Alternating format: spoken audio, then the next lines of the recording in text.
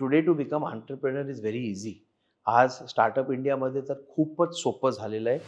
एक काळ असा होता मध्ये आमची फायनान्शियल कंडिशन खूप टफ होती. हॉस्पिटॅलिटी इंडस्ट्री एकदम डाऊन होती. त्यात पण आम्ही पण खूप एकदम डाऊन होतो. Form tourism, agri tourism, home stays ह्यांना ॲक्च्युली प्रोत्साहन द्यायला पाहिजे. Because there you are giving an experience, you are giving a memory. Marathi माणसाला बिझनेस जमत नाही, मराठी माणूस व्यवसाय करू शकत नाही वगैरे असं. आता परिस्थिती बदलली आहे का? तुला आसपास काय दिसतंय?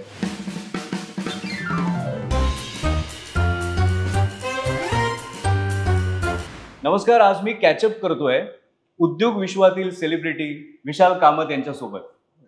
विशाल, स्वागत आहे. एक प्रकारे मी असं म्हणेन की चेक इन झालंय तुझं कॅचअप मध्ये. तुमच्याच भाषेत बोलायचं तर मला माहिती आहे की सध्या हॉटेलमध्ये कस्टमर आल्यानंतर त्यांना एक वेलकम ड्रिंक देतात, तर आमच्याकडे एक वेलकम गिफ्ट आहे. So this is B Birbal collectables. आणि त्यांनी काय केलंय की त्यांनी डायरी आणि स्टिकर्स असे खूप छान छान प्रॉडक्ट्स इंट्रोड्यूस केलेले आहेत.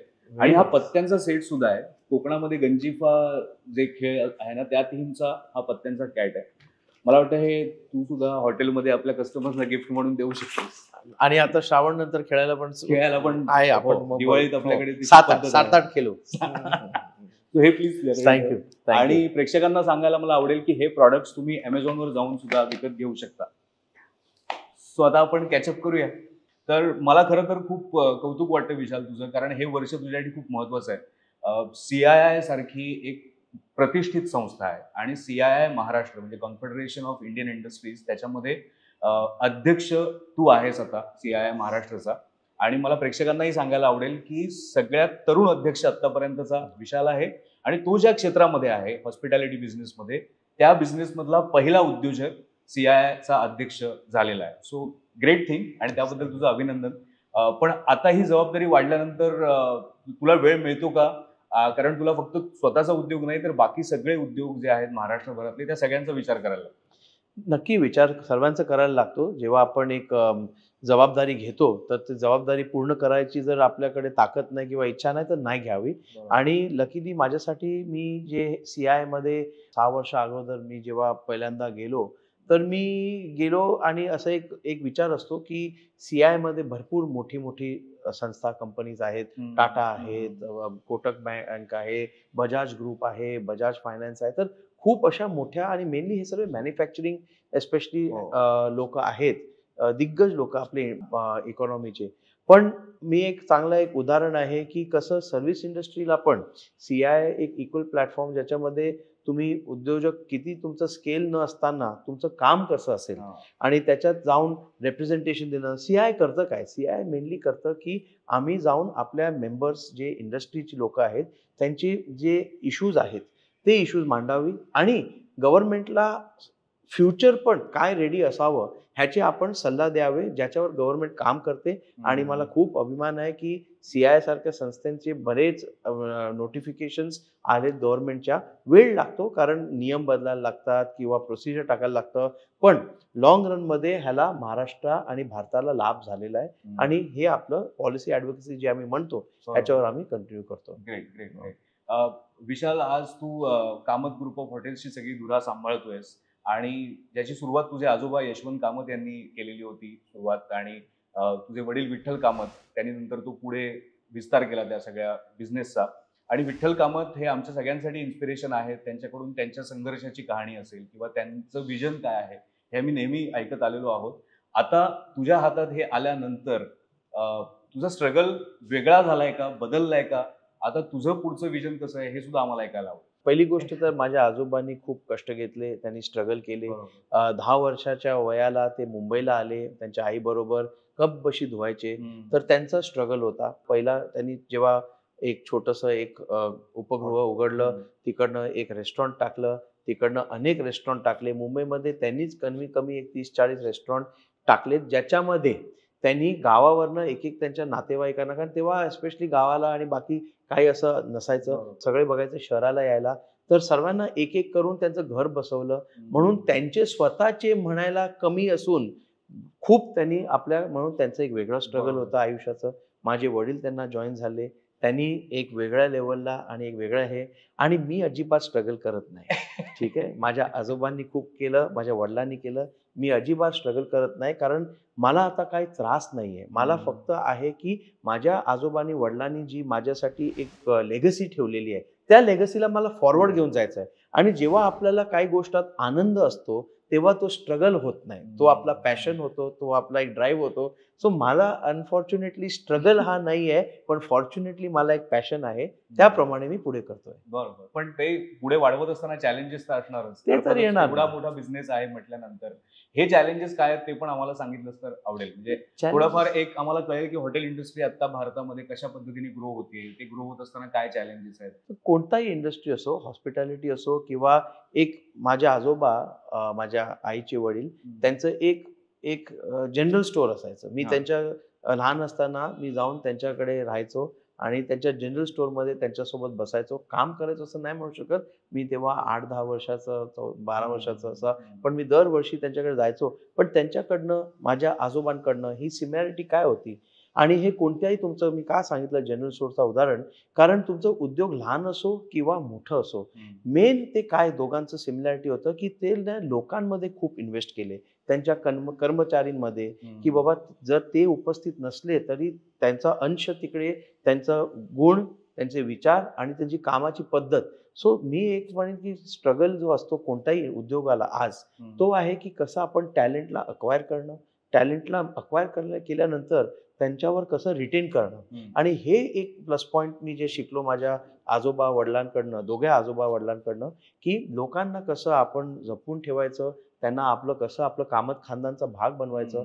हा एक जर आपण सॉल्व्ह केला तर ऑटोमॅटिकली बाकीचे प्रॉब्लेम्स अनेक तुमचे सॉल्व्ह होणार. आज एक माणूस करू नाही शकत सर्व, त्याला एक टीम लागते आणि ते टीम बनवायला त्यांना इन्व्हेस्ट करायला लागतं त्यांच्यात. सो हे एक आहे. टीम बनवणं आणि नंतर त्यांना जास्तीत जास्त वर्ष आपल्याकडे सांभाळून ठेवणं हे पण हे महत्वाचं आहे. आज कामत ग्रुपमध्ये आज पण 30 वर्ष, 25 वर्ष, 24 वर्ष असे काम केलेले लोक आहेत. काही लोक रिटायर होऊन त्यांना आम्ही कंटिन्यू ठेवतो, कारण काही गोष्टी फिजिकल नसतात, काही गोष्टी इमोशनल असतात. आता एक्झाम्पल तुम्हाला सांगतो, आमचे फोर्ट जाधवगडमध्ये तुकाराम म्हणून आहे. तुकाराम आमचे म्युझियम बघतात. आता तुकारामला झालंय कामत ग्रुपमध्ये तसं 28 इयर्स, 29 इयर्स, आणि आता तो एवढं वयस्कर आहे की त्याला मोतीबिंदू पण आहे. पण आम्ही अपेक्षा हे नाही करत की त्यांनी सामान उचलावं. आमची अपेक्षा हे आहे की जे पण आपल्या आई म्युझियमला येतात त्यांना तो ज्या रीतीने एक्सप्लेन करतो, त्यांना सर्व गोष्टी दाखवतो, त्यांना जी भावना जी पाहिजे, कारण ती तर त्या वास्तूला काही जीव नाही, पण त्या जीवला एक तोंड देणं, ते पास करणं, की आणि मग लोक जे प्रभावित होऊन जातात की एक आपली संस्कृती काय, दुसरं माझ्या वडिलांचं काय अमेझिंग कलेक्शन गेल्या 40-45 वर्षामध्ये, आणि तिसरं ते भावना घेऊन जातात की जाधवगडमध्ये काय मेमरीज होते. सो ह्या कामाला काही मोल नाही. सो अशा लोक जे आहेत, तुकाराम सारखे आमच्याकडे कामत ग्रुपमध्ये बरेच आहेत, जे यंग पोरांना पण शिकवतात की बाबा आपल्याकडे काय परंपरा आहे, कसं आहे, काय बरोबर काय. सो ह्या गोष्टींना भरपूर कामत ग्रुपमध्ये लोक जे वयस्कर आहेत ते ह्याच्या करतायत की ते बेसिकली जसे घरी आजी आजोबा नातवंडांना घर संस्कृती आईवडील नाही द्यायचे. त्यांना जे घराचे गुण आहेत ते आपल्याला आजी आजोबांकडून यायचे, कारण ते घरी बसायचे, आई वडील कामावर गेलेले आहेत. तर जे नातवंडांना जे आपण जे आज मिसिंग आहे न्यूक्लिअर फॅमिलीमध्ये, तर ते आमचे आजोबा आणि आजी सारखे ते लोकांना शिकवतात. Correct correct. तू जाधवगडचा उल्लेख केलास म्हणून मला तुला खास विचारावंसं वाटतं की खूप चांगली एक कल्पना तुम्ही प्रत्यक्षात आणलीत आणि गेल्या अनेक वर्षापासून जाधवगड आज लोकांच्या आवडीची एक जागा आहे की जिकडे लोक आवडीने जातात. पण बऱ्याच वेळेला असं होतं ना की पर्यटक जेव्हा राजस्थानमध्ये जातात आणि तिथलं जेव्हा पॅलेसमध्ये राहतात किंवा तिथला आनंद घेतात आणि नकळत त्यांची तुलना होते की आपल्या महाराष्ट्रात पण इतके राजवाडे आहेत, इतके किल्ले आहेत आणि आपल्याकडे का नाही कसं होत. जाधवगडपासून मला असं वाटतं सुरुवात झाली. आता सावंतवाडी पॅलेस पण आहे, तिकडे पण तशा पद्धतीने लोकांची राहण्याची सोय आहे. पण ही जेव्हा तुलना होते तेव्हा त्याला उत्तर काय आहे? तर बेसिकली काय आहे प्रॉब्लेम, की अनेक आपले जे किल्ले आहेत ते किल्ले आहेत गव्हर्नमेंटकडे, ते प्रायव्हेटमध्ये नाही आहेत. आणि जेव्हा गव्हर्नमेंट त्याच्यावर काय करायची विचार करतात तर ते त्याच्यावर पूर्ण रीतीने ते अंमलात येत नाही. ते येत नाही. पण आज राजस्थान बघा, आज तुम्ही इंग्लंड बघा, आज तुम्ही युरोपमध्ये अनेक जे कासल आहेत बघा, हे आपल्याकडे संस्कृती असून, आपल्याकडे कल्चर, आपल्याकडे हिस्ट्री, आपल्याकडे सर्व असून हे कुठे ना कुठे आपलं मिसिंग आहे. तो हे जे सर्व इतिहास आहे, आपली संस्कृती आहे, हे आपल्याला जर नाही दाखवलं तर we are doing injustice to our future पिढी. तर हा खरंच आहे की हा इतिहास तुम्ही जाधवगडच्या माध्यमातून का होईना पण जे तिथे येत आहेत त्यांना तुम्ही तो दाखवताय, जे आम्ही तो करू अनुभव शकतो, त्यांना देताय. जे पण आपण करू शकतो, जसं की कल्चर जर जाधवगडमधनं पर्यावरणचा वाचवणं आणि त्याचं कसं आपण इको फ्रेंडली राहू शकतो, ते बरोबर. आपल्या ऑर्किड ब्रँडमधनं आपलं जे पण सोशल कमिटमेंट्स आणू शकतो. तर इरा आपला जो ब्रँड आहे त्याच्यामधनं हे आपले जे ऑर्फन गर्ल चाइल्ड आहेत त्यांना एज्युकेशन देणं, आणि फक्त महाराष्ट्रामध्ये नाही, पण कुठे जिकडे आपले हॉटेल आहे, जसं की मला खूप एक दिवस मला एकदम असं टचिंग एक व्हॉट्सॲप आला की आमचं जे इराणी एक संस्थाला सपोर्ट केलं आहे भुवनेश्वरमध्ये, आणि तिकडनं 8 मुलीवर दे डिड सो वेल त्यांच्या अभ्यासामध्ये, कारण आम्ही त्याचं एज्युकेशन स्पॉन्सर करतो आणि त्यांना हे करतो. तर 8 मुलींना एका अशा कॉलेजमध्ये मिळालं, आणि आता मी म्हटलं की त्यांना तिकडे पण सपोर्ट करू. सो ते कधीच विचार नाही केला की ते 12वी नंतर काय करणार, आणि they have done exceedingly well. So you feel good, you feel that माझे जे कष्ट आहेत किंवा माझे जे सपोर्ट करतोय किंवा माझे जे एफर्ट घेतोय त्या एफर्टला जर आपण बघतो की रिझल्ट येतोय, तर I think nothing can give आणि सॅटिस्फॅक्शन. खऱ्या अर्थाने कॉर्पोरेट सोशल रिस्पॉन्सिबिलिटी मी आपण सीएसआर हो. सीएसआर बऱ्याच वेळेला ऐकतो, हो. पण ते काम कसं होतं हे आज तुझ्याकडनं ऐकायला मिळालं. आता इराचा विषय निघालाच आहे तर मला इरा हे नेमकं काय आहे, आणि कारण सगळ्यांना ऑर्किड माहिती आहे, आणि सगळ्यात महत्वाचं म्हणजे सगळ्यांना कामत हे नावच इतकं आपलं असं वाटतं, कामतचा वडा अगदी जाऊन इतक्या ठिकाणी खायचा म्हणजे. पण हे इरा हे नवीन एक ब्रँड आलाय, आणि मी असं ऐकलं की तो रेव्हेन्यू शेअरिंग मॉडेल आहे. ते तर मॉडेल तर ठीक आहे, मॉडेल असे अनेक फायनान्शियल मॉडेल वेगळे आहे, पण इरा तू विचारलंस ते एकदम बरोबर. काय Ira? Ira is basically short form for Iravati, आणि इरा ऑल्सो मीन्स पृथ्वी. ओके. आम्हाला एकतर ऑलरेडी ऑर्किड आणि आम्ही पर्यावरण कशासाठी करतो, ठीक आहे, तर पृथ्वी त्याच्यामध्ये एक विचार होता. आम्हाला बेसिकली एन्व्हायरमेंट करतोय, पण त्याच्या सोबत आपल्याला सोशलमध्ये की बाबा how do I impact social life, and we wanted to do for Correct. Girl child, already we been doing. तर म्हटलं की गर्ल चाइल्ड तर काय सरस्वती, तर सरस्वतीचं दुसरं नाव आहे इरावती, अच्छा. आणि इरावतीचं पुढचं इरा आणि पृथ्वी. सो असं करून आमचं एक जो, आणि म्हणून 1% of our sale from our room जे आम्ही कमवतो, 1% आम्ही वापरतो, which is quite a bit. We use for all educative purposes. We have संस्था tied up in Mumbai, Nashik, Bhubaneswar, आता अजून आमचे असे अनेक अनेक दापोली, भरपूर आम्ही म्हणजे जिकडे जिकडे आणि आम्ही ठरवलं की जिकडे आमचं हॉटेल आहे तिकडे आम्ही आमचं CSR ऍक्टिव्हिटी करू. का? कारण एक तर आपल्या नजरेसमोर आपल्याला पण कळू दे की आपली प्रगती पुस्तक काय. दुसरं एक आहे की आम्ही ज्या संस्थेबरोबर टायअप केलेले आहे ते छोटे संस्थे आहेत, ग्रासरूट लेवल आपण जे म्हणतो, कारण we want to support, everyone supports the big people, but we thought let's do something different. माझे आजोबा पण जेव्हा आले ते पण लहान होते, त्यांना पण लहान असताना कोणीतरी सपोर्ट करून ते मोठे झाले. तर अशा संस्थांना सपोर्ट करू जे आज लहान आहेत, उद्या देवाच्या कृपाने मोठे होणार. तू इरा म्हटल्यानंतर मला एक एरा हा शब्द पण आठवला, कारण नवीन एरा पण आहे, आणि हे तुझं विजन आहे की या नवीन एरामध्ये आपल्याला आता महाराष्ट्र बाहेर पण विस्तार करायचा आहे. कारण तुम्ही आता भुवनेश्वरचा उल्लेख केलास, मला असं वाटतं डेहराडूनमध्ये पण आता कामत ग्रुप ऑफ हॉटेल्स आहेत, आणि आणखीन पण काही ठिकाणी तुमचे प्रयत्न सुरू असतील. तर हे सगळं तुझं विजन आहे का महाराष्ट्राबाहेर जाण्याचं, आणि ते किती सोपं आहे? नाही, असं काही नाहीये, माझं काही विजन नाही ह्याच्यात, कारण माझ्या आजोबा तेव्हा त्यांच्या काळामध्ये हैदराबादला, बँगलोरला, मुंबईला, गोव्याला, अनेक ह्या राज्यांमध्ये होतच. असं नाहीये की जसं मी म्हटलं की मी काही विचार नाही केला. ऑलरेडी होतो आम्ही. एक काळ असा होता मध्ये आमची फायनान्शियल कंडिशन खूप टफ होती, हॉस्पिटॅलिटी इंडस्ट्री एकदम डाऊन होती, त्यात पण आम्ही पण खूप एकदम डाऊन होतो. देवाच्या कृपेने, आईवडिलांच्या आशीर्वादाने we were able to come out of that. We were able to come out of this thing and again do what we normally do, which is grow. आम्ही संतुष्ट लोक नाही आहोत, आमचं नावातच कामत आहे, तर त्या कामातच राहतो आम्ही. तर त्याच्यामुळे ते संतुष्टपणा जे आहे तसं नाही. आणि जेव्हा आमचे सर्व प्रॉब्लेम सॉल्व्ह झाले आणि काही गोष्टी झाले, आज ऑर्किड शिमलामध्ये आहे, ऑर्किड मनालीमध्ये आहे, तुम्ही देहरादूनचा उल्लेख केला, चंदीगडला आता उघडणार, गोव्याला आहे, ओरिसामध्ये 3 आहेत, इनफॅक्ट 4था येतोय, पुरी, कोणार्क आणि भुवनेश्वर. खूप बाकीकडे ऑपॉर्च्युनिटीज आहेत. आपले मराठी लोक भरपूर ट्रॅव्हल करतात शिमला मनालीला, बाकी पण मार्केट तर चांगलं आहेतच. सो असं करून आपण जसं जसं बघितलंय ऑपॉर्च्युनिटी, जिकडे चांगली ऑपॉर्च्युनिटी होऊ शकते तिकडे आम्ही पोहोचू.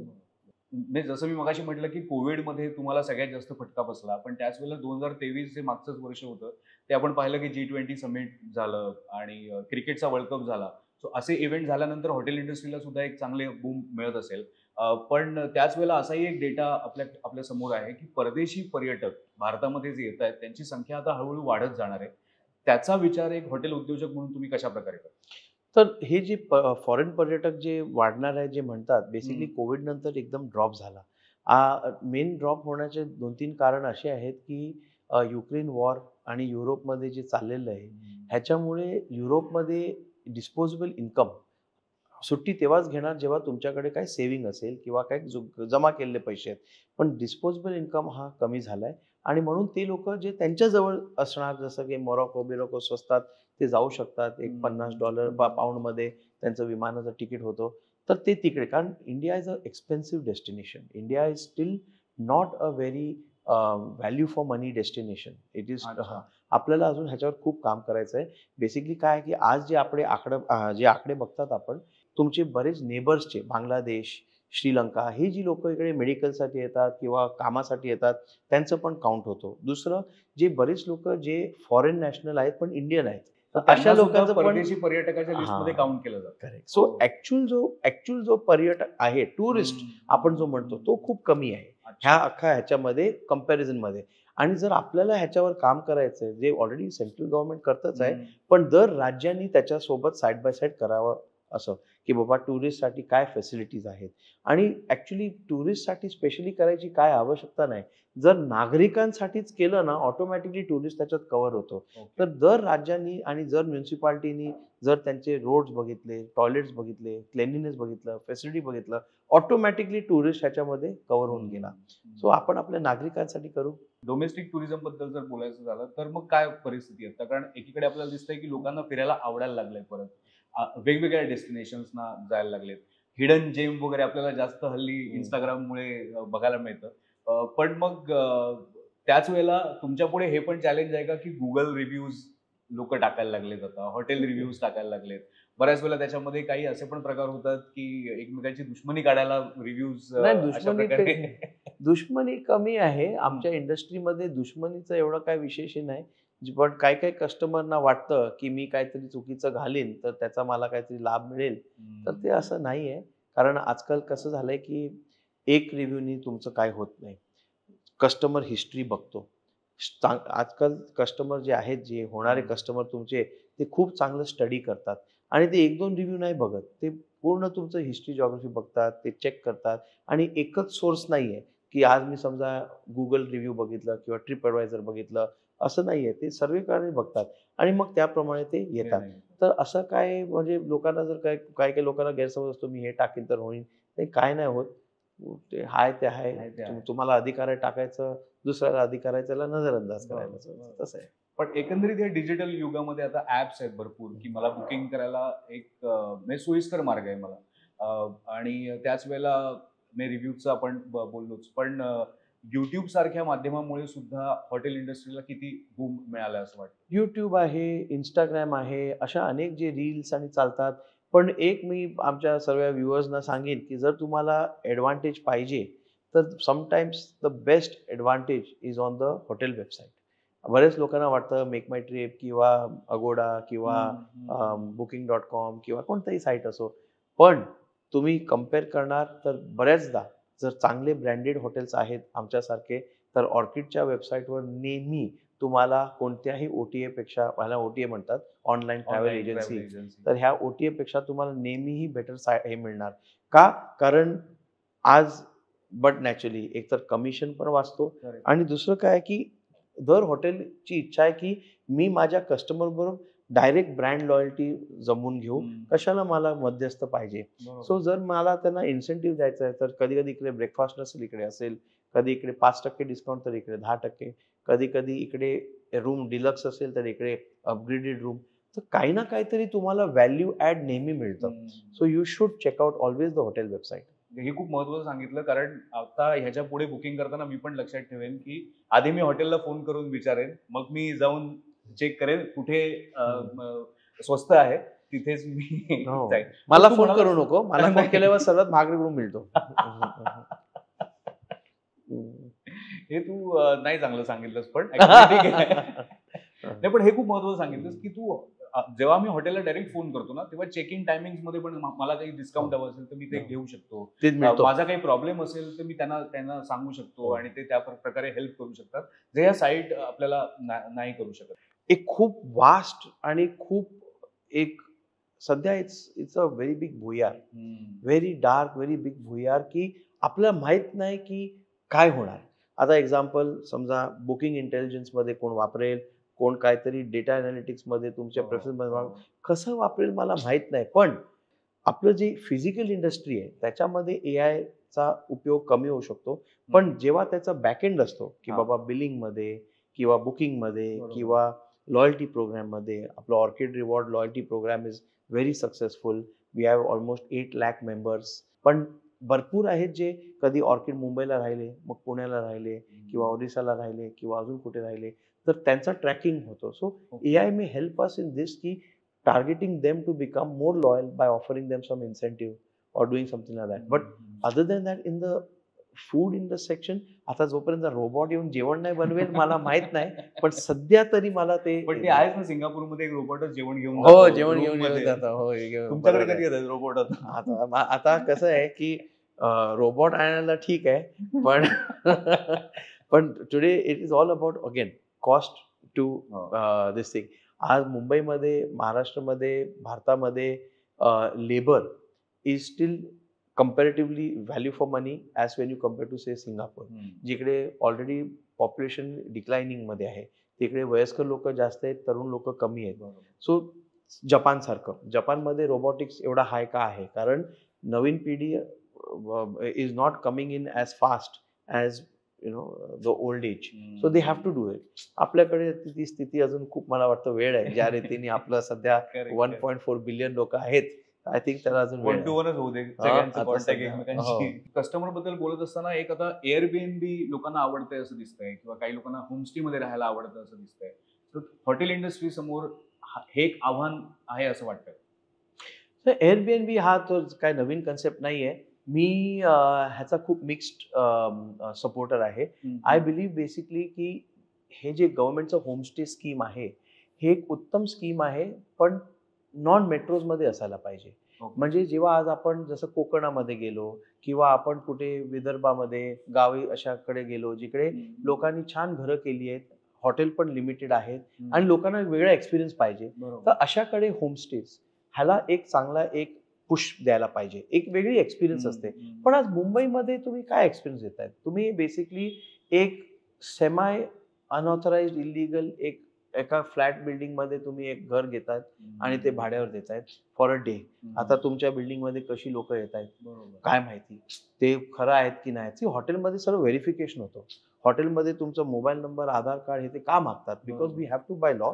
आणि त्याच्यानंतर सर्वीकडे CCTV आहे, आमच्याकडे 24 तास सिक्युरिटी आहे.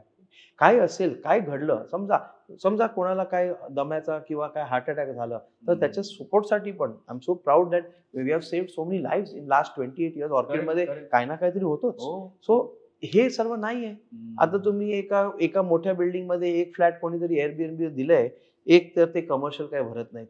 सर्व हॉटेलियर्स कमर्शियल भरतात, प्रॉपर्टी टॅक्स कमर्शियल भरतात, लाईट बिल, पाणी बिल, वरनं प्रोफेशनल स्टाफ, एज्युकेटेड, हे असं काही नाहीये. So I am not very much for Airbnb in metros, but Airbnb type experiential in ग्रामीण भाग I am for it. Farm tourism, agri tourism, home stays ह्यांना actually प्रोत्साहन द्यायला पाहिजे. Because there you are giving an experience, you are giving a memory. आज जर मी गावी गेलो आणि तिकडे काहीतरी एक छोटा एक गौशाळा आहे आणि सर्व ते शेतीचं सर्व सामान आहे, मला राहायला छान दिलेलं आहे, एकदम गवाराची भाजी, गरम चपाती केलं, त्याचं चव वेगळीच असते. पण तेच मुंबईमध्ये काय देतात आपण? So you are basically doing a subsidised semi illegal in my opinion for and at the risk of society as compared to this. So this is where I'm not for Airbnb in metros. And if you look at it world over, Airbnb जिकडे जसं की Paris, आज Paris हा शहर आहे तो खोकला झालेला आहे. कारण एवढे लोकांनी Airbnb टाकलेत की तिकडचे जे स्थानिक लोक आहेत त्यांना आता स्वस्तात किंवा रिझनेबल मध्ये घर मिळत नाही, कारण सर्व लोकांनी एअरबीएनबी केलेत. सो ते लोक सर्व बाहेर गेलेत पॅरिसच्या. So there R lot of studies how Airbnb is not very good for metros. Okay. And that's why न्यूयॉर्कमध्ये, पॅरिसमध्ये अनेक शहरांमध्ये त्यांना बॅन केलेलं आहे किंवा त्यांना कर्ब केलेलं आहे ओके. आणि प्रमोट केलंय बाहेर. सो हे माझा ह्याच्यावर विचार आहे. बरोबर. मगाशी सांगताना तू सांगितलंस की दापोलीमध्ये तुमचा प्रेझेन्स आहे आणि गोव्यामध्ये पण आहे हा. तुमचा. हम्म. सो आता हे आपण होमस्टे बद्दल बोलतोय, तर कोकणामध्ये खरं तर होमस्टेचा बिझनेस व्हायलाच आहे तो पाहिजे. व्हायलाच पाहिजे. आणि होतो. हा.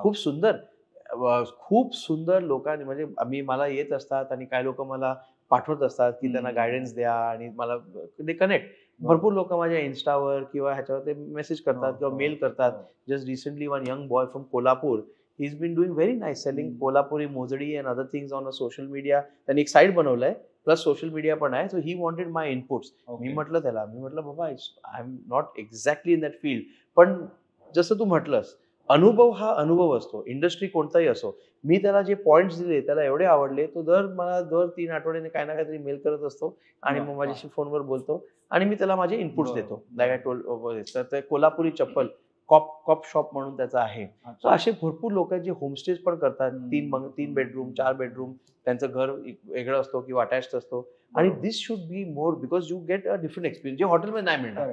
हॉटेलमध्ये ज्यांना एक वेगळं एक पाहिजे, ज्यांना कॉम्प्रोमाइज नाही करायचं, ते हॉटेलमध्ये येणार. पण जे म्हणतात नाही, जसं आपण आपल्या मित्राच्या घरी गेलो, लोकल एक्सपिरियन्स करायचा तर ते तसा एक वेगळा एक फील असतो. बरोबर. पण दापोली आणि गोव्यामध्ये काय फरक आहे टुरिझमच्या दृष्टीने पाहिला तर? मगाशी जसं आपण पॅलेस कम्पेअर केलं राजस्थान आणि महाराष्ट्र, तर तसं तुम्ही जर तर दापोलीमध्ये आहात आणि गोव्यामध्ये पण आहात, आणि नेहमी हा प्रश्न असतो की गोव्यामध्ये तोच बीच आहे, कोकणात पण तोच बीच आहे, आमच्याकडे टुरिझम एवढे डेव्हलप का होत नाही? तर खरंच आता परिस्थिती बदलतीये कोकणातली? कोकणामध्ये डेफिनेटली परिस्थिती बदलते, पण असं काही कोणी म्हटलं नाही की कोकणनी गोवा व्हावं, कारण गोवा आहे. कोणतीही जमिनीमध्ये एक ऊर्जा असते, ठीक आहे. कोकणाची ऊर्जा, कोकणाची एक ॲम्बियन्स, जे आपण इंग्लिशमध्ये आपण ॲम्बियन्स म्हणू, ॲटमॉस्फिअर म्हणू, एक फिलिंग म्हणू, तो एकदम वेगळा आहे. आणि गोव्यामध्ये एकदम वेगळा आहे.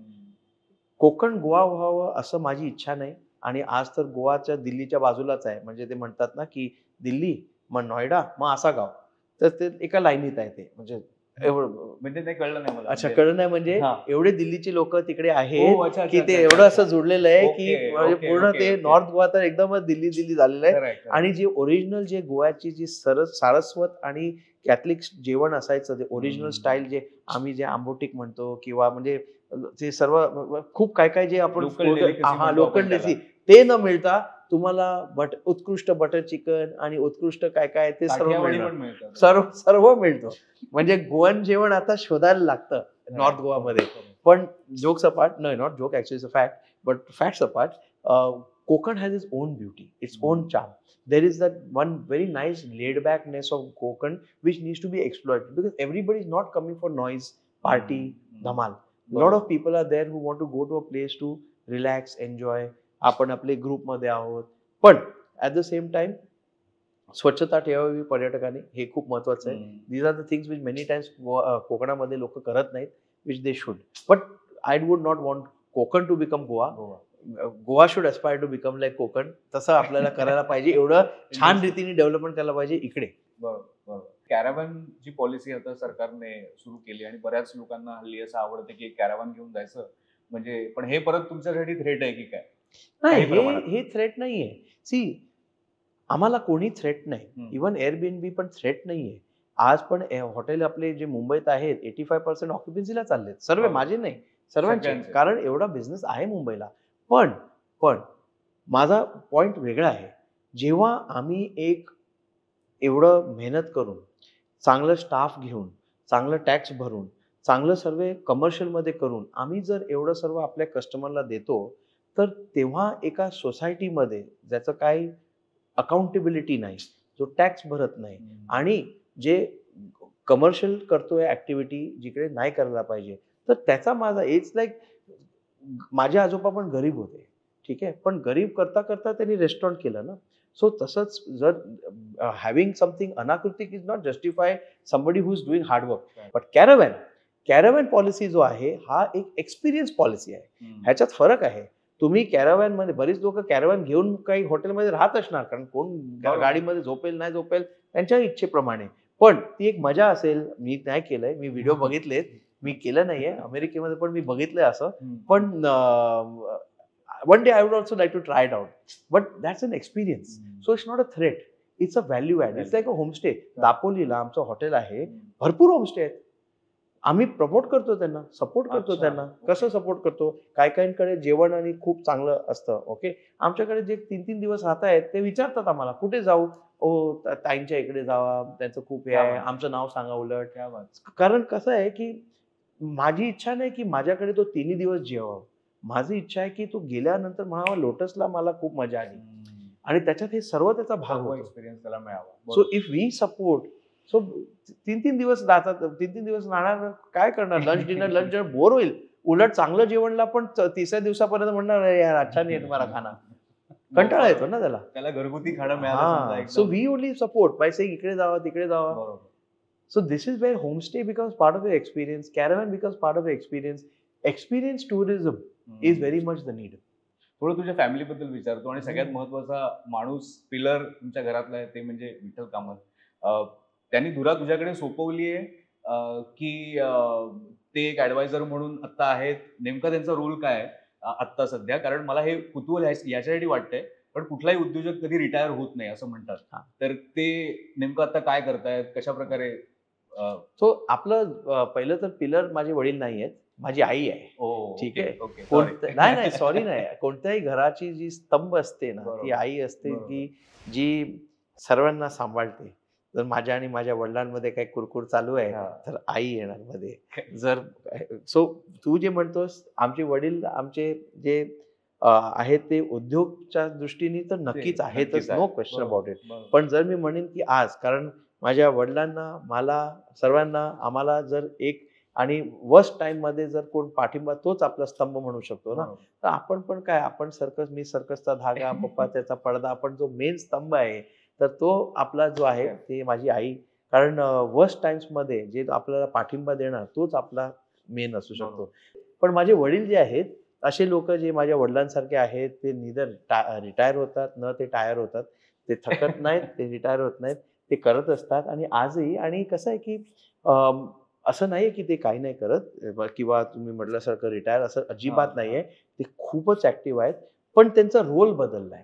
सी, जर मी एक वेटर म्हणून कुठे जॉईन झालो आणि माझी प्रगती झाली, मी मॅनेजर झालो, तर मी मॅनेजर असून पण मी वेटरची कामं जर केली ना, तर मी जीएम नाही होणार. सो तसंच माझ्या वडिलांमध्ये ती एक एबिलिटी आहे की त्यांच्या प्रोग्रेस प्रमाणे ते चेंज होतात, आणि त्याप्रमाणे आपल्याकडे मी तर आहेतच, पण मोर दॅन मी, आमच्याकडे एक प्रोफेशनल मॅनेजमेंट आहे जे डे टू डे काम करतात. त्याच्यामुळे माझे वडील, आम्ही फ्री आहोत to do our other things. बिझनेसमध्ये एक डे टू डे ऑपरेशन्स असतो, आणि मग त्याच्यानंतर खूप माझे वडील जाऊन स्टाफला मोटिवेट करणं, त्यांच्यात जसं मी म्हटलं, जसं मी तुम्हाला तुकारामचं उदाहरण दिला, आमच्या मेन लेवलला, की बाबा आपलं कसं त्यांना स्पीच देणं, मोटिवेट करणं, त्यांचे क्लासेस घेणं, किंवा नवीन हॉटेल्सला आपण जेव्हा बघतो, आपण जाऊन आधी ते जाऊन डिसाईड करतो की करायचं की नाही करायचं. तर त्याच्यामध्ये बिझनेस ॲक्युमेंट, त्यांचा तजुर्बा लागतो. सो मी भले जाऊन बघितलं तरी त्यांना मी जाऊन की पप्पा चला आपण एकत्र बघतो. सो असं त्यांचा रोल जो आहे तो एक मेंटॉरशिप, एक साऊंडिंग बोर्ड, अँड एक ओव्हरऑल एक की बाबा आपल्या पाठी आहे तर आपण करू. सो बाकी डे टू डे जे आहे ते मी पण करत नाही. आमच्याकडे आज नाही तर होणार नाही. We have so many properties all across. तर basically we have a professional management. So we are like a hybrid family, semi professional family business. आणि आदितीबद्दल पण ऐकायला आवडेल, कारण ती पण याच प्रकारच्या बिझनेसमध्ये आहे, रेस्टॉरंट बिझनेसमध्ये. आदिती कामत आणि आदिती लिमये कामत. आणि जे मुंबईकर आहेत त्यांना माहिती आहे की जिप्सी असेल किंवा होमशेफ सारखे ब्रँड्स असतील, आज तिने त्याच्यामध्ये खूप काम केलेलं आहे. तर ती ऑर्किडमध्ये येऊन जेवते का, आणि तू होमशेफमध्ये जाऊन जेवतोस का? ऍक्च्युली अनफॉर्च्युनेटली ना, मला स्वतः वेळ असतो ऑर्किडमध्ये जेवायला, कारण बरेचदा ऑफिस बाजूला असून पण जेव्हा कोण पाहुणे येतात त्यांच्यासोबत मी पण मस्तपैकी जेवतो, ते पण बघत असतात. तर मी सांगतो तुमच्यामुळे मी आलो, नाही तर इकडे बाजूला असून कधी कधी 5-5, 8-8 दिवस, 10-10 दिवस मी पोहोचू नाही शकत, कारण वी ऑलवेज ट्रॅव्हलिंग ऑल्सो. आणि सो अदिती येणं ऑर्किडला एकटी तर ते होणार नाही, आणि अदरवाईज ऑल्सो हार्डली येते. आणि होमशेफमध्ये पण मी जेवढं जायला पाहिजे तेवढं जात नाही. आज जिप्सी आहे, जिप्सीपर्यंत पण पोहोचत नाही. बरेच लोक तर रोज जेवतात आणि मला सांगत असतात. पण दीज आर इन्स्टिट्यूशन. जिप्सी आहे, सम्राट आहे, स्टेटस आहे. अशा ज्या रेस्टॉरंट जे आहेत, they have become institutions and they have become part of people's home as a kitchen. बरेच लोक आहेत जे म्हणजे they are just on that. आणि इट्स कमेंडेबल. आय थिंक जर आपल्याला काही गोष्टी शिकायचं आहे ना, तर धंदा न शिकता माझ्या सासऱ्यांकडनं, माझ्या वडिलांकडनं त्यांचं टॅक्ट शिका, की कसं. कारण सक्सेस हा इम्पॉर्टंट नाही आहे, तो सक्सेस कसा केला, how you like you said overcome the challenges, कस्टमरना कसं बांधून ठेवणं, की इमोशनली बांधून ठेवणं, की बाबा जेव्हा कोण जिप्सीला येतं, माझे सासरे त्यांना भेटतात आणि बरेच जणांना तर ते लहानपणीपासून बघितलंय, ह्याला लॉलीपॉप आवडतं, अरे ह्याला हे करून दे. So that suddenly now that moves away from a restaurant towards something else. So I think that is something to learn. And this is a dying hospitality, if you ask me. आज अनेक एवढे restaurant आलेत, पण सर्वे सम्राट, status, Gypsy नाही होत, कारण they not connecting. खूप चांगले आणि मोठे आणि जिप्सीपेक्षा पण 10 पट मोठं, 10 पट चांगलं, पण ते 5 वर्षाने कुठे असतात आणि आज 25 वर्षाने पण कुठे आहे. So that I think is something to learn.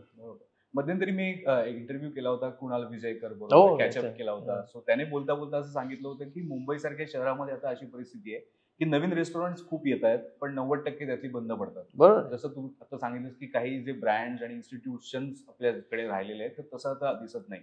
काही त्यातली कारणं तू सांगू शकतोस की का असं होत असावं?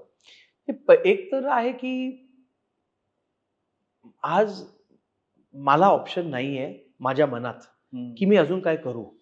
पण जेव्हा नवीन पिढीला काय किंवा दुसऱ्यांना वाटतं की नाही मला नाही कंटिन्यू करायचंय. आज अदिती, मी म्हणतो माझे सासरे लकी आहेत की अदितीने डिसाईड केलं की नाही मी कंटिन्यू करीन. आणि तिने स्वतःच एक केलं. आज home chef is doing exceedingly well, she is doing well for herself.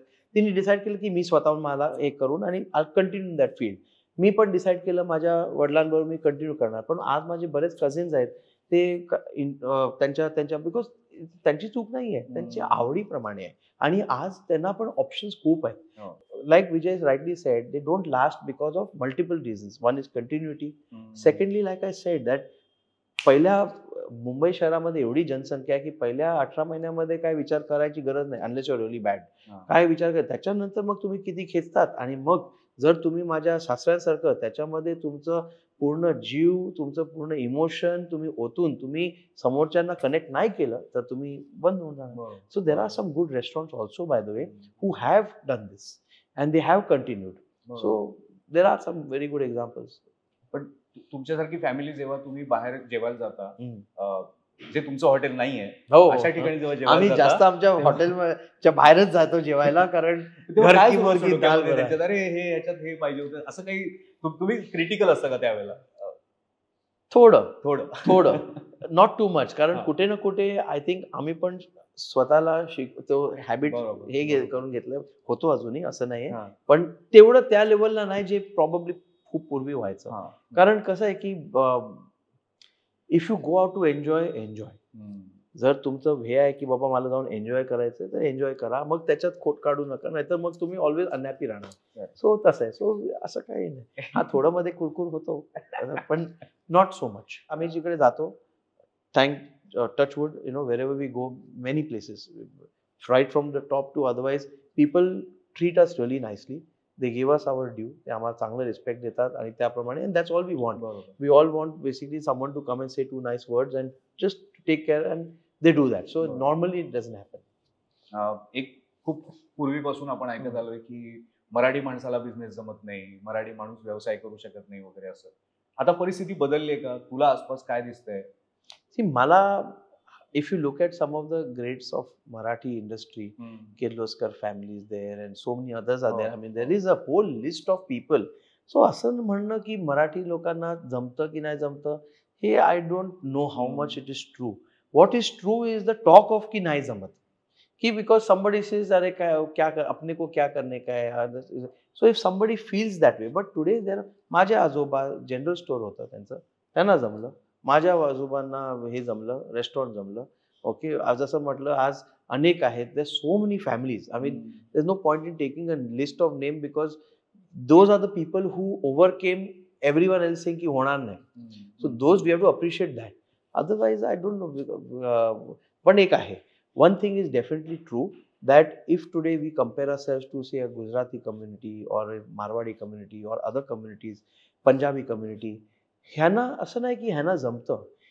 असं आहे की ते create a good social structure to support someone who is willing to do.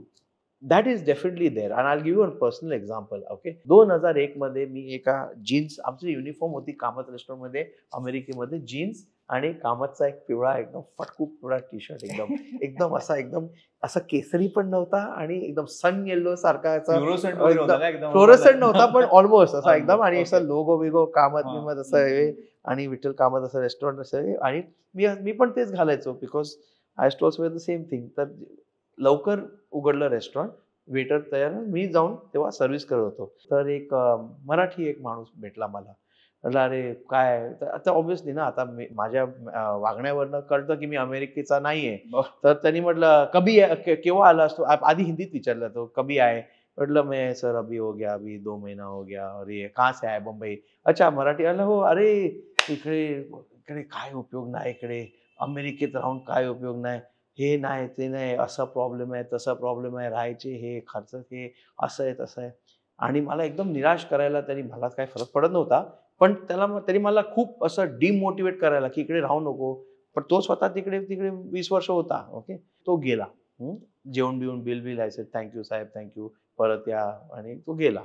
Okay, next day one old Gujarati uncle तो आला. ओके, आणि त्यांनी आणि थोडं आपलं पण तुटकं गुजराती, मुंबईत राहिल्यानंतर थोडं गुजराती इकडे तिकडे, तर थोडं तुटक्या मुटक्यात त्याला पण म्हटलं मुंबईवरनं आलोय असं सांगितलं. तो म्हणतो बेटा इधर, again nobody knew I am the owner's son and nobody knew I this thing. मी जस्ट विशाल म्हणून एक वेटरनी, आणि तिकडे तसं विचारधारा पण नाहीये तसं. तर त्यांनी म्हटलं ह्याचं मेरे को भी हो गया 2 महीना है, बेटा इधर बहुत डिफिकल्ट है मगर डट के रहने का. देखो मेरे को इधर अभी 45 ईयर्स हो गया, वो टाइम पे तो ऐसा था, वो टाइम पे तो वैसा था. एक मराठी माणूस पुण्याचा मला सांगतोय इकडे राहू नको, निघून जा, काय उपयोग नाही इकडे. स्वतः 20 वर्ष आहे आणि हा इकडे ऑलमोस्ट 40-45 वर्ष. हे आजोबा मला सांगतायत, उलट मला साहस देत आहेत की राहून. हा, पण तो सांगतोय खूप कष्ट होणार इकडे, असं आहे तसं आहे, फिर भी अच्छा है अभी, पहिला ऐसा था वैसा था, बट रहो आगे ये. सो हे जे एक सपोर्ट स्ट्रक्चर विचारधारा आहे ना, this is what differentiates probably sometimes us, which we need to overcome. पण तरी सुद्धा आता जे नवीन ज्यांना ह्या व्यवसायात यायचं असेल किंवा एकंदरीतच त्यांना उद्योगामध्ये यायचं असेल, जे मराठी आहेत आपण असं म्हणूया, कारण आपला मराठी शिवाय म्हणून आहे, बट नॅचरल. तर एकीकडे तू मॅनेजमेंटचा अभ्यास केलाय सगळी प्रॉपर, आपण ज्याला म्हणू इन्स्टिट्यूटमध्ये जाऊन वगैरे, आणि दुसरीकडे जसं तू आत्ताच म्हणालास की तू अमेरिकेत होतास किंवा कामत ग्रुप ऑफ हॉटेल्समध्ये तू वेगवेगळ्या जबाबदाऱ्या सांभाळत होतास म्हणा, किंवा समोर तुझ्या घडत होतं सगळं. तर ते सगळं शिक्षण घेत असताना काही मॅनेजमेंटचे धडे तू आत्ता आम्हाला देऊ शकतोस का, किंवा सांगू शकतोस का की काय करायला पाहिजे? 2 गोष्टी, एक गोष्ट जी लक्षात ठेवायला पाहिजे तुम्हाला. See, basically today to become entrepreneur is very easy. आज स्टार्टअप इंडियामध्ये तर खूपच सोपं झालेलं आहे for anyone to become an entrepreneur. But before you become an entrepreneur, very very important is you have to first find a gap. If you are a Me Too product, you will get a Me Too result. You may succeed, but it will become more time consuming. It will become longer, and that's why I use the word may, because then all your fighting is on price. Too many, आणि आमच्या इंडस्ट्रीमध्ये especially, तुम्ही घरी चांगलं जेवण बनवतात म्हणून you cannot run a restaurant. I am sorry, many people seal अरे मैं बहुत अच्छा खाना बनाता हूँ, मैं रेस्टॉरंट डालूंगा.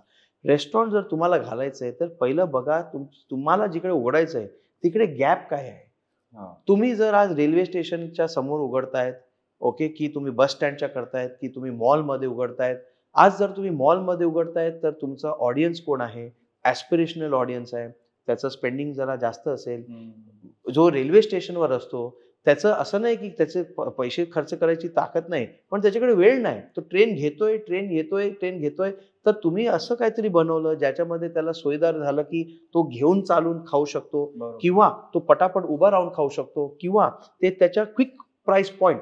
बऱ्याच लोक आता नरिमन पॉईंटला आमचं स्टेटस रेस्टॉरंट आहे, आणि चर्चगेटला सम्राट. तुम्ही तिकडचं जेव्हा मी बघतो ना, तर जे लोक लंचला येतात त्यांची स्पेंडिंग विचार. असं नाही, सेम रात्री फॅमिलीला घेऊन येतो तो दीडपट खर्च करतो, दुप्पट खर्च करतो. पण जेव्हा तो लंचला येतोय, त्याला परत ऑफिसला पळायचंय, तो येतो फटाफट थाळी बिळी खातो किंवा एक भाजी आणि दोन चपात्या हे ते, किंवा कलिग असेल तर दोन, असं करून खटाखट खाऊन निघतो. जो माणूस अर्ध्या तासात जेवून निघतो तोच रात्री 1 तास घेतो, कारण त्याचा उद्देश वेगळा आहे. सो बरीच लोक जे करतात ते तेच करतात की तेच बर्गर, तेच पिझ्झा, तेच हे, आणि मग विचार करतात माझं एवढं चांगलं काय चाललं, कारण सर्वांकडे आहे ते. Create a USP, work on that USP, मग त्याच्यावर दमटून राहायचं. You have to stick and stay. काही लोक लवकरच निराश होतात, 6 महिन्यात ते हत्यार फेकून जातात. नाही, असं नाही करायचं. You have to stick and stay. And then of course, like I said, work towards your social structure, work towards the thing. Again, then refine your business, see how you can bring your costing down, see how, procurement मध्ये कुठे तुम्हाला लाभ होईल. So these are all the small things which make all come together to make a big picture come true. अगदी खूप महत्त्वाचं सांगितलंस. आणि मला तर तू बोलत असताना आठवलं की तू आता CNBC सारख्या चॅनल्सवर सुद्धा असतोस. मला मगाशी तू CIIचा उल्लेख त्याबद्दल सांगत होतास, तर तू सांगितलंस की गव्हर्नमेंट बरोबर सुद्धा एक कोऑर्डिनेशन तुम्हाला ठेवायला लागतं. राज्यातली पॉलिसी काय आहे, केंद्रातली पॉलिसी काय आहे. आपल्या राज्यात गेल्या काही वर्षातली परिस्थिती अशी आहे की स्थिर सरकार नाही. सरकार बदललंय 2 वेळा, आपण बघितलंय. उद्योजक म्हणून ही परिस्थिती तुला किती गंभीर वाटते म्हणा, किंवा तुम्ही या परिस्थितीकडे कसं बघता? कारण पुन्हा आता विधानसभा निवडणुका तोंडावर आहेत. सी, उद्योजकच्या अगोदर मी एक नागरिक. As a citizen always there is good for stability, but as a citizen also there is always good that we have the choice. Okay, आपल्याला तेच मिळेल जे आपलं चॉईस आहे, आणि त्याप्रमाणे आपल्याला हेच बघायचं आहे की कसं लवकरात लवकर सर्वांनी कसं एकत्र येऊन अल्टिमेटली महाराष्ट्राचा उद्योग कसा होईल त्याच्यावर बघावं. ती कधी कधी पॉलिटिक्समध्ये पुढे पाठी होतो, पण मी त्या लोकांना महान मानतो जे त्यांचं पॉलिटिकल झाल्यानंतर त्याला साईडला ठेवून आपण महाराष्ट्राबद्दल कसं आपण एकत्र यावे. आणि बरेच जण येतात, असं नाहीये. आम्ही CI मध्ये बघतो ना, कधी कधी आपल्या झोनल मीटिंगमध्ये आणि अनेक वेगळे वेगळे आमदार असतात दुसऱ्या पक्षामधनं, पण ते एका मुद्द्यावर एकत्र येतात, आणि ते महत्वाचं आहे. महत्व आहे की तुमची पॉलिटिकल जे पण तुमचं पार्टी असेल ते वेगळं असून मुद्दा काय, आणि त्या मुद्द्यावर कसं आपण एकत्र येऊन पुढे जायचं. Growth is not continuous. वाढत जाणार त्याला इन्फ्लेशन म्हणतो. ग्रोथ त्याला म्हणतो की इन्फ्लेशनला बीट करून आपण काय व्हॅल्यू ऍड केलं इकॉनॉमीला, आणि जर सहज असं राहिलं तर इन्फ्लेशन प्रमाणे होणार, ते जे चाललंय चालणार, पण त्याला आपण उन्नती नाही म्हणू शकत. महत्वाचं हे नाही की गव्हर्नमेंट कोण आहे, महत्वाचं आहे की त्यांनी विचार केला की ईव्ही पॉलिसी करावी. तर ईव्ही गाडींना आज महाराष्ट्रामध्ये, अख्खा भारतामधनं महाराष्ट्र is one of the top. Why? Because of the policy. So EV have won and EV has been doing well and EV has been adopted. त्याच्यामुळे महाराष्ट्रामध्ये पेट्रोलची खपत कमी केल्यामुळे we have done our national service to reduce the import. So असं करून जेव्हा आपण एकत्र येतो आणि करतो, that is more important. तुम्ही जे म्हणतात की जी स्थिती आहे ती स्थिती सुधारावी लवकरात लवकर, in the sense that there should be a clear direction.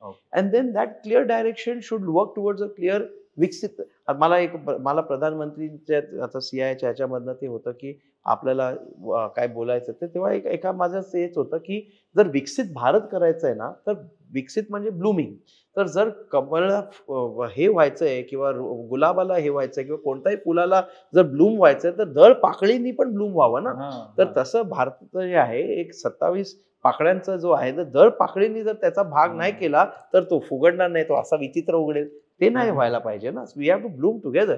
So for the Viksit Bharat we need a विकसित महाराष्ट्र. सो जे पण आहे त्यांनी त्याच्यावर करावं. आता जे आज आपण भारतामध्ये बघतोय लाभ, तो लाभ आहे की गेल्या 10 वर्षांमध्ये जी हायवे बनवली, तुम्हाला वाटतं की तुम्ही मुंबई पुण्याचा उद्धार करणार आणि तुम्ही एक सुपर हायवे बनवणार मुंबई पुण्याला, पण कारण तुम्ही मुंबई पुणे एवढं लवकर पार करू शकतात, त्याच्यामुळे महाबळेश्वर, सातारा, सांगली, कोल्हापूर ह्यांना पण लाभ मिळाला ना जिकडे. सो जेव्हा एक्सप्रेसवे बनला, लोक म्हटली नाही फक्त मुंबई पुण्याचा उद्धार करतायत, पण ऍक्च्युली काय झालं, तेव्हा महाबळेश्वरला किंवा साताराला किंवा कोल्हापूरला तेव्हा 9 तास लागायचे, ते 7 तास झाले, कारण इकडचं डिस्टन्स कमी झालं. मग नेक्स्ट पॅच पण चालू झाला, तो गोल्डन क्वाड्रिलॅटरलचा हे झाला. तर कधी जेव्हा पण इन्फ्रास्ट्रक्चर तयार होतो त्याचा लाभ कुठे निघेल ते कोणीही सांगू शकत नाही.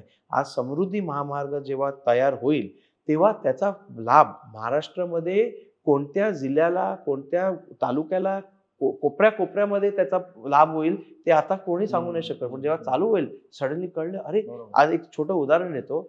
माझे एक मित्र आहे, त्यांचं हॉटेल आहे इगतपुरीला. तो मला सांगत होता, जेव्हापासून समृद्धी महामार्ग चालू झालेला आहे तेव्हा अकोला आणि अशाच ठिकाणीकडनं, जिकडनं म्हणजे विदर्भ साईडकडनं लोक स्पेशली येत आहेत नाशिकला, जे पूर्वी यायचे नाही फॉर हॉलिडे. आता नाशिक सर्वे म्हणतात नाही, मुंबई पुण्याची लोक, ठाण्याची लोक, अरे सडनली तो म्हणतोय नाही मला इकडनं येत आहे. सो आता तुम्ही विचार करा की जेव्हा कम्प्लीट हायवे होईल कुठे फायदा आणि कुठेही होणार. सो कधीही आपण हे ठरवू नाही शकणार की आपण, गव्हर्नमेंटचं काम आहे उत्तम इन्फ्रास्ट्रक्चर द्यावी आणि आमच्यासारखं उद्योगाचं काम आहे की त्याच्यावर कसं ऍडव्हान्टेज घेऊन त्याचा लाभ घ्यावा. जसं आता अयोध्येमध्ये राम मंदिराचं उद्घाटन झालं तर त्यानंतर एक रिलिजियस टुरिझमचा बूम आला आपल्याकडे आणि असं म्हटलं जातं की पुढच्या वर्षभरात कदाचित मला असं 5 कोटी लोक अयोध्येला भेट देतील. तर याकडे कसं लक्ष ठेवायला लागतं तुम्हाला एक हॉटेल इंडस्ट्री मधलं किंवा हॉस्पिटॅलिटी मधलं, कारण हा एक मोठा महत्वाचा आहे. सो अयोध्याला आमचं इराबाई ऑर्किड रामनवमीला जेव्हा उघडलं, आतापर्यंत तिकडे फॅन्टॅस्टिक रिस्पॉन्स आहे. तिकडे माझे वडील तर स्वतःहून तिकडे राहून त्यांनी खूप कष्ट घेतले आणि म्हणून लोक स्पेशली तिकडे जेवायला येतात. म्हणजे आमचं food is renowned there in Ayodhya in a short time. खूप बरेच लोक जे म्हणजे रिअली कमेंडेबल. आणि आमचं जे साऊथ इंडियन प्लॅटर आणि सर्व, आणि तर जे लोक मी बघतोय तिकडे की अयोध्यामध्ये दिवसाला 3 ते 5 लाख लोक येत आहेत. तर 5 कोटी तर खूपच आकडा कमी होईल. पण महत्वाचं आहे की जेव्हा गव्हर्नमेंट असं काही इन्फ्रास्ट्रक्चर बनवतो, म्हणजे जेवढं बनवल्यानंतर त्याच्या आजूबाजू जो इन्फ्रास्ट्रक्चर आहे, एअरपोर्ट आहे आता उत्तम एअरपोर्ट, हायवे आहे. पूर्वी लखनौ ते अयोध्या किंवा त्या भागेला यायला खूप त्रास व्हायचा, पण आता तुम्ही लखनौला 2 तासात पोहोचू शकतात. So when you create that whole infrastructure, so keeping a track on this infrastructure definitely we do. कारण आपल्याला पण बघायचं की नेक्स्ट सोयी कुठे असणार. ती मुंबई पुन्हा सॅच्युरेटेड आहे. ह्याला एक, जसं मी आधी म्हटलं, जर मी एक उत्तम उद्योजक असेल तर मी हे बघेन की गॅप कुठे आहे आणि ते गॅपला कशी भरावी. ऑलरेडी जेव्हा भरून आहे तर अजून 2 हॉटेल समजा पुण्यात किंवा मुंबईत केलं तर ते ऑलरेडी भरलेला तांबा आहे. पण जिकडे ऑलरेडी काहीच नाहीये तिकडे मी जाऊन घेतलं तर मला फर्स्ट मूव्हर ऍडव्हान्टेज मिळणार, तर मला काहीतरी ऍडिशनल मिळेल जे नॉर्मल उद्योजकला नाही मिळणार. क्या बात आहे. आणि एक टर्म मी ऐकली होती, रिव्हेंज टुरिझम. कोविड नंतर लोक कंटाळले होते घरात बसून बसून, तर ते बाहेर पडत होते, आम्हाला फिरायला. तर त्याला एक रिव्हेंज टुरिझम नावाचा प्रकार असतो. तर खरंच अशी टर्म होती का ती इंस्टाग्राम पुरतीच होती? ती टर्म होती, ती टर्म नक्की होती, पण मला तो टर्म आवडायचा नाही. सी आपण रिव्हेंज टुरिझम हा एवढा नेगेटिव्ह, रिव्हेंज कोणाकडनं, तुम्ही जेव्हा आपण असे शब्द वापरतात ना, मला हे कळत नाही की कोणी कॉइन केलं आहे आणि कसं हे पॉप्युलर झालं. कारण I feel is very negative. What is revenge? Revenge against whom? There was no revenge. You were unfortunately in a situation. आपण सगळे घरात कोंबून होतो किंवा काय करू नाही शकत. तर कोण बंगल्यात जाऊन राहिलाय, कोण कुठे जाऊन राहिलाय, कोण. आणि दुसरं आहे की दर राज्यांमध्ये रूल्स वेगळे वेगळे असल्यामुळे, आय डोंट नो, राज्य टू राज्य कोरोना चेंज होतो. कुठे 9च्या नंतर व्हायचं रात्री, कुठे 8ला व्हायचं, कुठे होतच नव्हतं. तर लाईक गोव्यात होतच नव्हतं, पण कुठे कोणत्या राज्यामध्ये 9च्या नंतर व्हायचं. आम्ही खूप फेस केले हे. आणि मुंबईत एक वेगळं नियम होतं, नाशिकला एक नियम होतं वेगळं, पुण्याला एक होतं. तर कुठे ना कुठे ते युनिफिकेशन नसल्यामुळे लोक अजून फ्रस्ट्रेट झाली की व्हॉट डू वी डू. की तुम्ही ऐकतात की तुमचे नातेवाईक they are enjoying and then you are stuck. So ह्याच्यामुळे काय आहे की ह्या सर्व गोष्टींमुळे people went to other cities, की तुमच्या शूटिंग मध्ये किती लोक अल्टिमेटली जाऊन हैदराबादला करून घेत होते किंवा जाऊन गुजरातला त्या उमरज आणि तिकडे दमनला, आणि कारण तिकडे नॉर्म्स अलाउड होते शूटिंगला. आणि that time what did people want to do in the house? Watch TV. They wanted to see serial, they wanted to, so media industry was sets, bits, हे ते सर्व.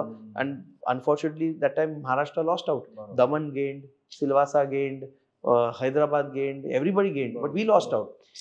So we should have at that particular time seen how to be able to balance. See, what is one thing which Corona has taught us, that hospitality is equally important as is hospital, because physical health is equally important to mental health. बरोबर. Hospitality, basically tourism, why did it boom? Is because it was mental health which was affecting people. People who were at home were having domestic issues, okay, because they were all the time together. They were not used to. People who were together home, confined in a one BHK, 3-4 family members were again having challenges. So, but when they go for a holiday, things will get better. So, mental health is equally important to physical health, and vice versa. So, hospital and hotel are equally important. Correct. तू आता entertainment इंडस्ट्रीबद्दल म्हणालास म्हणून मी एक प्रश्न फक्त विचारतो की तुझ्या प्रोफेशनमुळे सगळ्या क्षेत्रात तुझे मित्र आहेत आणि तुझा चांगला परिचय आहे सगळ्यांशी. तसंच एंटरटेनमेंट इंडस्ट्रीमध्ये सुद्धा तुझे बरेच मित्र आहेत आणि तर ते मैत्री जी आहे ती तुझ्या प्रोफेशनमुळे आहे का तुझा पण काही एंटरटेनमेंट इंडस्ट्रीमध्ये इंटरेस्ट आहे येणाऱ्या काळामध्ये? आवड तर नक्की आहे मला. माझ्या सर्व मित्रांमध्ये, whether they are in hospitality, my one friend is in transport, their friends in film, my friends in manufacturing. मला सर्वांच्या कथा ऐकायला खूप आवडतं. आपण बसलोय रात्री, गप्पा मारतोय, काय खातोय, काय पितोय, त्याच्यावर, कारण to learn about other people's business, to learn about other people, I find that very interesting and fascinating. मला आवडतं, मला खूप आवडतं बसून ऐकायला. आणि काही लोक मनाने सांगतात आणि जेव्हा ते त्यांची स्टोरी सांगतात ना, एक तर शिकायला पण मिळतं. You learn a lot from. It's okay if it's, आता ट्रान्सपोर्ट इंडस्ट्रीचं माझं काय घेणं देणं नसून पण मी भरपूर माझ्या मित्रांकडनं शिकलो, जेव्हा तो बोलायचा, काय बोलायचा. सो मला जनरल आवड आहे to learn from all these people.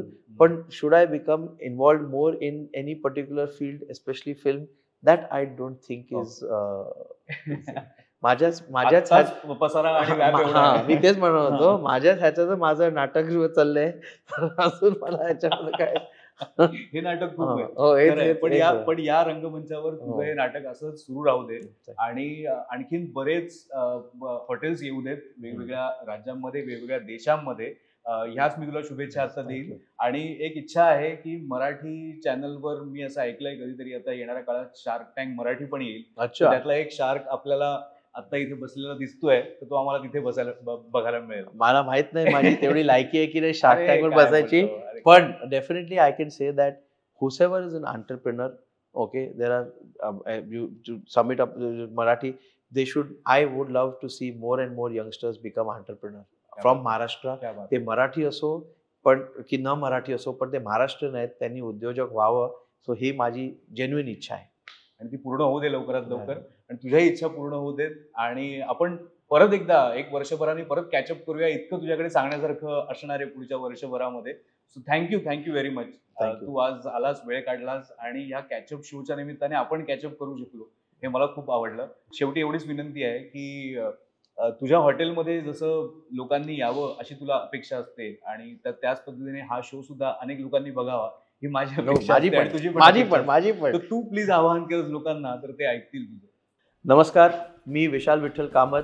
मी विनंती करतो की आम्ही सर्वांनी अमोल आणि माझा इंटरव्ह्यू बघावा कॅचअप शोवर. And I look forward to your comments, your likes and subscribe. Thank you very much.